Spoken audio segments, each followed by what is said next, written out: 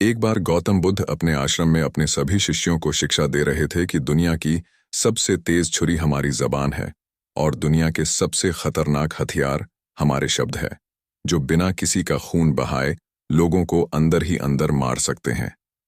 हमारे शब्द हमारी ताकत हो सकते हैं, लेकिन यह हमारी सबसे बड़ी कमजोरी भी हो सकते हैं, अगर हमें नहीं पता कि कब, कहाँ और क्या और कितना बोलना है।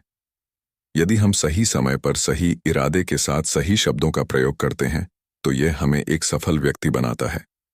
लेकिन अगर हम सही समय पर सही इरादे से सही शब्दों का इस्तेमाल नहीं करते, तो यह हमारे जीवन को नर्क से बदतर बना सकता है। तो दोस्तों, आज की स्टोरी के माध्यम से मैं आपको बताने वाला हूं कि चुप रहकर कैसे हम अपने जीवन को बदल सकते हैं। आपको चुप रहने की शक्ति का एहसास इस वीडियो में होने वाला है। तो चलिए शुरू करते हैं इस कहानी को। जापान में एक बहुत ही प्रसिद्ध बौद्ध भिक्षुक रहा करते थे। उनका नाम रिसाई था। रिसाई अकेले रहते थे। दुनिया के शोर शराबे से दूर जंगल में वो रहते थे और वह बड़े ही ध्यानी और प्रभु भक्त व्यक्ति थे, इसलिए वह पूरे जापान में बहुत अधिक प्रसिद्ध थे। एक दिन एक राजकुमार रिसाई के पास आया और बोला, हे प्रिय भिक्षु, मैं हमेशा थका हुआ, निराश और परेशान महसूस करता हूँ। मेरा मन बहुत अशांत रहता है। हालांकि मेरे पास सब कुछ है, दौलत, शोहरत, सुख सुविधाएं जो हर व्यक्ति चाहता है या पाने की इच्छा करता है, लेकिन फिर भी मेरे अंदर इतनी अशांति और चिंता क्यों है? रिसाई ने उसकी बात बहुत ही ध्यानपूर्वक सुनी और कुछ सोचने के बाद कहा, तुम इस प्रश्न का उत्तर जानते हो, बस तुमने कभी इस प्रश्न को हल करने की कोशिश नहीं की है। रिसाई ने आगे कहा, मैं एक रिसर्च करना चाहता हूं, क्या तुम मेरा साथ उसमें दोगे? इस रिसर्च के बाद तुम्हारे जीवन में किसी भी तरह की अशांति और चिंता नहीं रहेगी। ये बातें सुनकर राजकुमार बहुत हैरान था। उसने रिसाई से कहा, बताइए, मुझे क्या करना होगा? अपने मन की शांति के लिए मैं कुछ भी करने को तैयार हूं। राजकुमार की इन्हीं बातों को सुनकर भिक्षु ने कहा, तो फिर आप अगले 15 दिन के लिए मेरे आश्रम में रहोगे और एक सामान्य व्यक्ति की तरह अपना जीवन व्यतीत करोगे, और इन 15 दिनों में तुम अकेले और चुपचाप रहोगे, जितना हो सके कम बोलोगे। राजकुमार उस भिक्षु की बातें सुनकर सहमत हो गया। पहले दिन राजकुमार को लगा कि उसका मन सामान्य से अधिक अशांत और विचलित है। उसके मन में तरह तरह के विचार आ रहे हैं और वह आम लोगों की तरह जीवन जीने में असहज महसूस कर रहा है। उसे अंदर से बोलने की इच्छा हो रही थी, लेकिन वह चुपचाप रहा। उसके मुंह से एक भी शब्द नहीं निकला, बस वह चुपचाप बैठा रहता। लेकिन रात होते होते उसे अंदर ही अंदर शांति का अनुभव होने लगा। उसके लिए यह अनुभव अजीब था। वह खुद से पूछ रहा था कि वह अंदर ही अंदर इतना खुश क्यों है और उसकी आंतरिक बेचैनी और चिंता कम क्यों होने लगी है। अगले दिन राजकुमार अकेला चुपचाप बैठा रहा और वह प्रकृति को निहार रहा। वह पौधों को, फूलों को, आकाश में उड़ रहे पक्षियों को, वह अपने जीवन में पहली बार यह अद्भुत दृश्य महसूस कर रहा था कि उसके पास कितनी सुंदरता है। वह दिन भर प्रकृति की सुंदरता को निहारता रहता और उसकी ताजगी को महसूस करता रहता। इसी तरह से 10 दिन बीत गए और उसके मन की सारी बेचैनी, सारी हलचल, सारी उथल पुथल और सारा तनाव गायब हो गया। 11वें दिन की सुबह राजकुमार फिर से एकांत में बैठ गया और कुछ ही मिनटों में उसकी आंखें अपने आप बंद हो गईं और वह गहरे ध्यान में चला गया। वह पूरे दिन वहीं पर आंखें बंद करके बैठा रहा और गहरे ध्यान में डूबा रहा। ना कोई शब्द, ना कोई चिंता। राजकुमार भीतर से असीम शांति और आनंद से भर गया।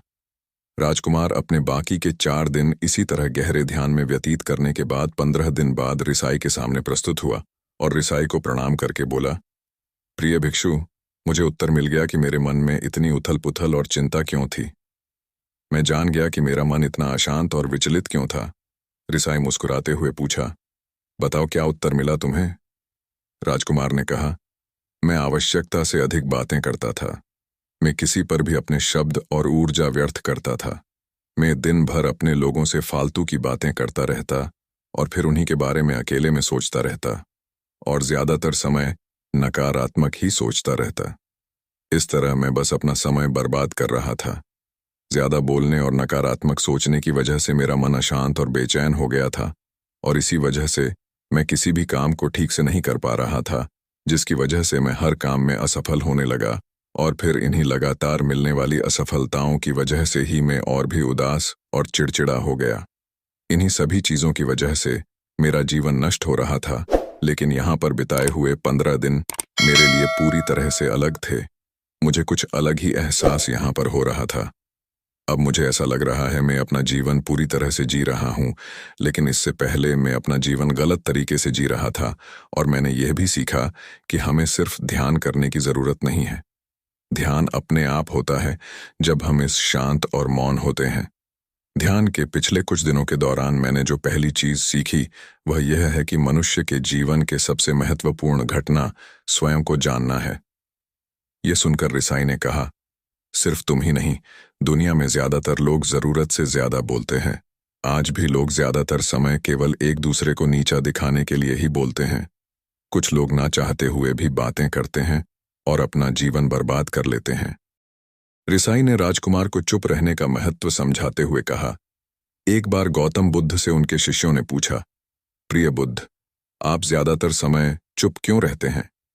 बुद्ध ने कहा, क्योंकि चुप रहने से व्यक्ति अंदर से अनंत शांति की गहराइयों में होता हूं। मौन अपने भीतर उतरने की पहली सीढ़ी है। मौन के बिना स्वयं को जानना असंभव है। स्वयं को जानने और समझने का पहला नियम है कि मौन हो जाओ, उतना ही बोलो जितना अत्यंत आवश्यक हो, बेफिजूल की बातें करना छोड़ दो। तुम अचानक पाओगे कि 90% से भी ज्यादातर लोग व्यर्थ ही ज्यादा बोलकर अपना समय बर्बाद कर रहे हैं। ना बोलने का कोई भी नुकसान नहीं है, लेकिन यदि आप ज्यादा बोलते हैं तो आप अत्यधिक गलती कर देते हैं। अगर व्यक्ति कम बोलना शुरू कर दे दो, दुनिया की 90% मुसीबतें कम हो जाएंगी, झगड़े फसाद कम हो जाएंगे, उपद्रव कम हो जाएंगे, अदालतें कम हो जाएंगी। अगर लोग थोड़ा चुप रहना सीख लिए, संसार की बहुत सारी समस्याएं हैं, बहुत सारा उपद्रव सिर्फ बोलने से पैदा होते हैं। सारी बात मौन सीखने की है। जब तुम नहीं बोलते तब तुम एकांत में अकेले हो गए। भरे बाजार में भीड़ में खड़े हो, नहीं बोलते, हिमालय के शिखर में पहुंच गए। जिसने मौन की कला जान ली, वो भीड़ में भी अकेले होने की कला जान लेता है। वो अपने भीतर ही डुबकी लगाने लगता है। एकांत में तो आदमी स्वर्ग में है, दूसरे की उपस्थिति ही बेचैनी पैदा करती है। पहले तुम्हें चुप रहने की शक्ति को धारण करना होगा। इससे तुम अधिकतर ऊर्जा को बचा लोगे और फिर इस स्थिति में पहुंच जाओगे कि तुम कम बोलने लगोगे। अगर तुम किसी के यहां पर जा रहे हो और परेशान हो जाओ, तो ऐसे में उचित है कि आंखें बंद कर लो और अपने में खो जाओ। वहां से आपको ताजगी महसूस होगी, क्योंकि तुम्हारे अंदर ही जीवन का वो स्रोत छिपा हुआ है, वह किसी दूसरे में नहीं है।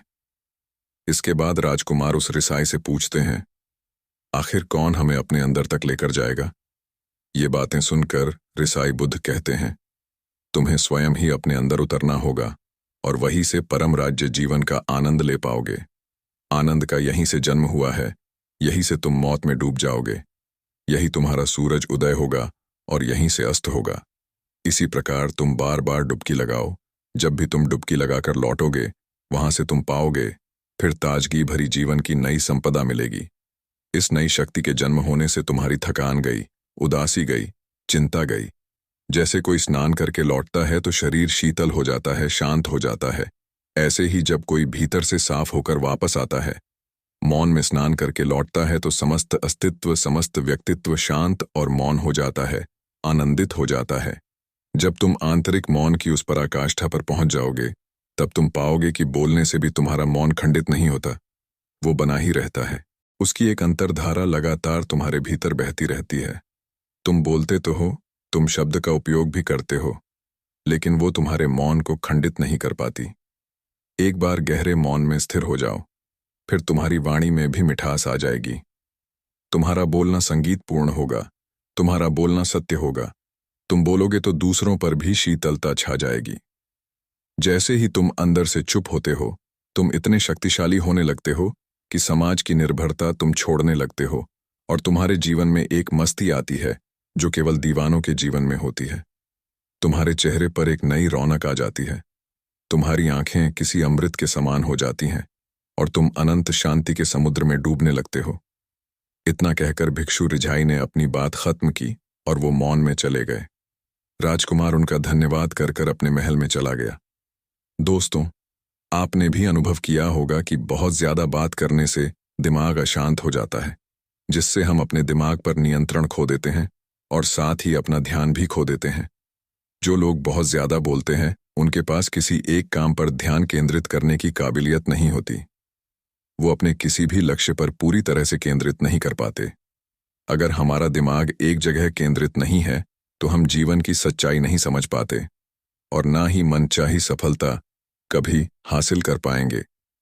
इसके अलावा भी आपने देखा होगा कि जो लोग अधिक बोलते हैं, वो अक्सर लोगों के बीच हंसी का पात्र बन जाते हैं, और जो लोग कम बोलते हैं और अपनी बात पर कायम रहते हैं, उन्हें लोगों से सम्मान मिलता है। लोग उनकी बातों को सुनते हैं और उन पर भरोसा भी करते हैं।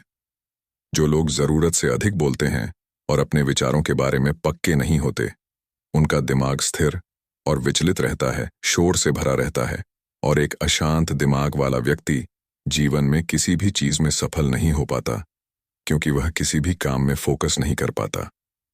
यदि किसी व्यक्ति को यह पता है कि उसे कब, कहां और क्या बोलना है, तो वह व्यक्ति सच में बहुत बुद्धिमान है। और ऐसा व्यक्ति जहां भी जाता है, उसका व्यक्तित्व आकर्षण का केंद्र बन जाता है और वह जो कुछ भी करता है उसमें सफल अवश्य होता है। अगर हम किसी महान और सफल व्यक्ति के व्यक्तित्व को गहराई से देखें, तो पाएंगे कि वो कम बोलते हैं और कम से कम शब्दों में अपनी बात खत्म कर देते हैं। वो बोलने से पहले वो चीज़ों और जिसके बारे में उसे बोलना है उनके बारे में गहराई से सोचते हैं। लेकिन जो लोग बहुत ज़्यादा बोलते हैं, बहुत बार वो झूठ भी बोलते हैं और अपनी बातों से दूसरों के मन और विचारों पर कचरा डालते रहते हैं। वह ज़्यादातर समय दूसरों की बुराई करते रहते हैं, इसलिए उनके अपने भी उनसे नफरत करने लगते हैं और उनसे बचने की कोशिश करते हैं। हमारे भारतीय उपनिषदों में कहा गया है कि हमारे शब्द वास्तविक ब्रह्म शक्ति हैं। मौन से धैर्य आता है, धैर्य से ध्यान, और ध्यान से हम अपने जीवन के बारे में जागरूक हो जाते हैं। इसलिए अगर हम ज्यादा बात करते हैं, तो हम मौन को खो देते हैं, जो मन की शांति का पहला स्तंभ है। दोस्तों, आज से हम भी चुप रहने का अभ्यास अवश्य करेंगे। आज से हम भी वही बोलेंगे जो जरूरी है, और हम कोशिश करेंगे कि कम से कम शब्दों में अपनी बात खत्म करें, और हो सके तो कोशिश करेंगे कि रोज कम से कम 30 मिनट एकांत में चुपचाप बैठेंगे। और मुझे पूरा विश्वास है कि इससे हम सबके अंदर एक सकारात्मक बदलाव जरूर आएगा। इसी के साथ इस वीडियो को खत्म करते हैं। दोस्तों, उम्मीद करता हूं आपको इस कहानी से एक अच्छी सीख मिली होगी। ये कहानी आपको कैसी लगी, हमें कमेंट बॉक्स में कमेंट करके ज़रूर बताएं, और साथ ही इस कहानी को अपने दोस्तों के साथ ज़रूर शेयर करें, ताकि उन्हें भी इस कहानी से कुछ सीखने को मिल सके। धन्यवाद।